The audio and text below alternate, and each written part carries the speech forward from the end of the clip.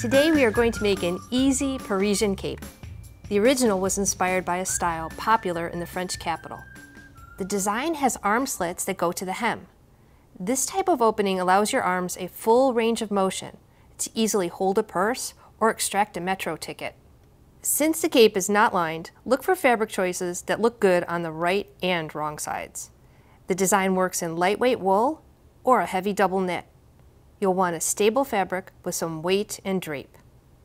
You'll need 1 3/4 yards of 60-inch wide fabric, 15 yards of 1/2 inch wide double fold bias tape, 3 yards of 1 inch wide double fold bias tape, and a sewing machine needle for heavier woven fabrics, such as a universal 9014.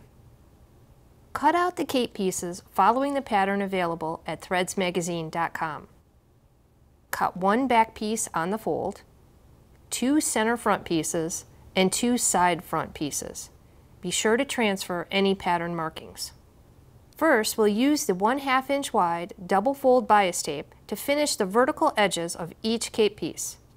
Choose a piece and align the bias tape's end to the neckline edge of the cape piece.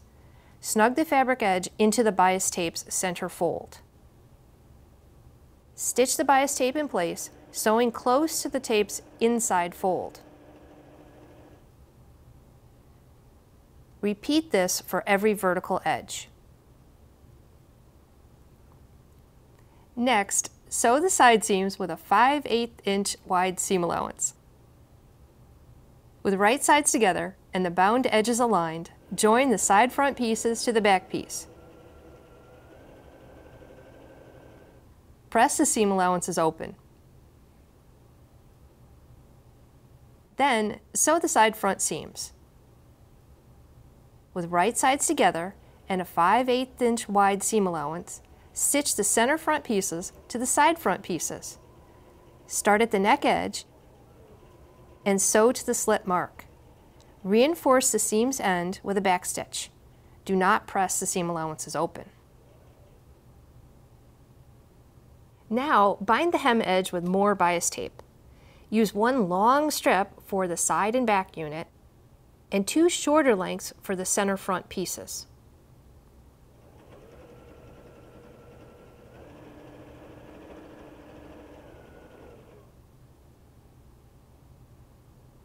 Fold each bound hem section under 3/4 of an inch and press in place.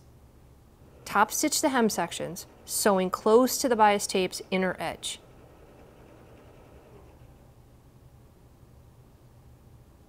Press the side front seam allowances open, then top stitch the arm slit, stitching along the bias tape's inside edge. Start at the hem, pivot at the top of the opening, and return down the other side to the hem. Then, finish the front opening edges. Press under 3/4 of an inch along each center front vertical edge. Top stitch along the bias tape's inside edge. The neckline binding and tie are made with the wider bias tape. Cut a 90-inch long piece of the 1 inch wide double fold bias tape. Press out any packaging creases. Unfold the bias tape a few inches at the end, then refold it with right sides together. Stitch along the short end with a 3/8 inch wide seam allowance.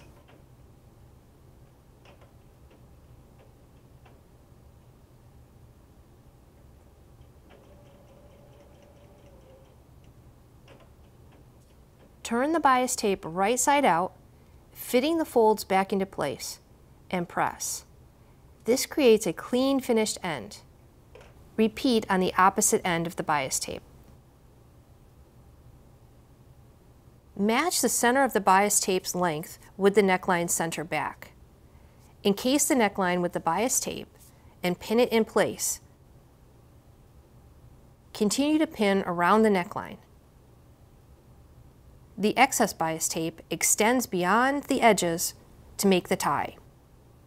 Starting at one end of the tie, edge stitch the long edges of the bias tape together. When you reach the neckline, continue stitching through all layers and secure the bias tape to the neckline.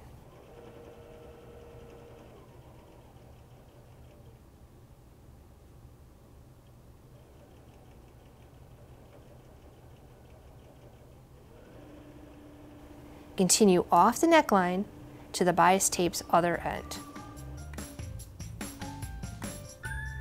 All done and très chic.